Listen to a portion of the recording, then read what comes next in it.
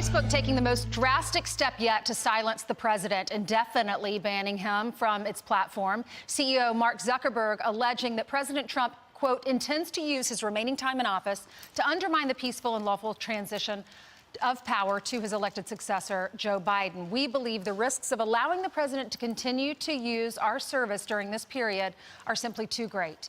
Here to react, Fox News contributor and media opinion columnist for The Hill, Joe Concha. Hey, Joe. Good morning, Ainsley. Good morning. So they want to cancel the president of the United States.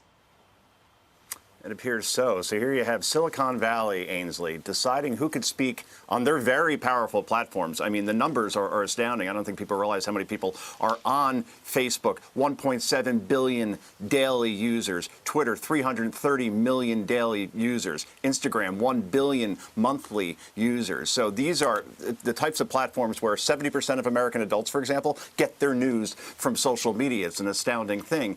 And here you have now these people in Silicon Valley who clearly are to the left, just look at their campaign donations, now deciding who cannot be on their particular platforms. But then how do you justify, say, for instance, the leader of Iran saying that Israel should be wiped off the map? That tweet gets to stay up. Or the Chinese government saying that the U.S. Army invented and weaponized coronavirus. Those tweets get to stay up. And then I looked because I wanted to say, all right, they're saying because the President Trump helped incite riots at the Capitol yesterday, which were obviously repulsive and one of the darkest days in this country's history.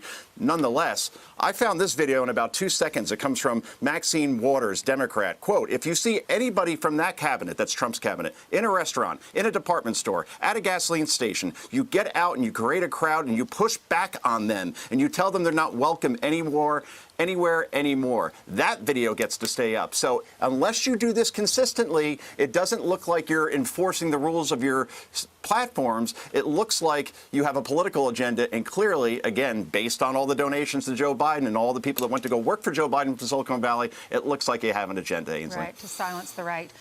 There's a reporter at MSNBC, it's Ali Velshi, and this reporter was covering in Minnesota all of the burning and the riots there, and covered that as very peaceful. Listen to this. I want to be clear in how I characterize this. This is mostly a protest. It is not, generally speaking, unruly, but fires have been started.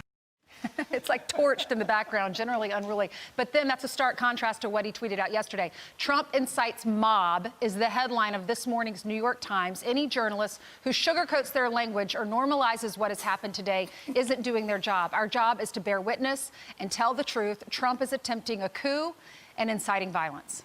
Your thoughts?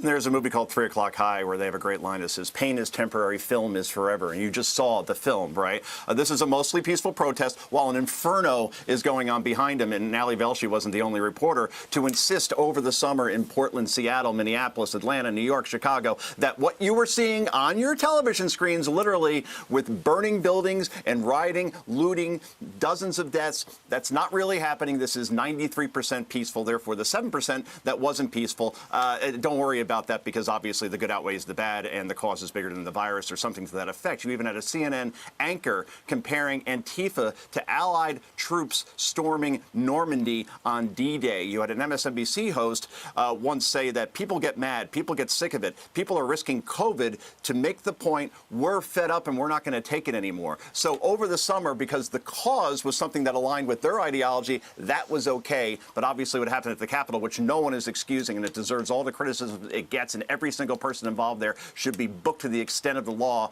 allows. You've got to be consistent once again. I think that's our theme here, Ainsley, consistency. Yeah.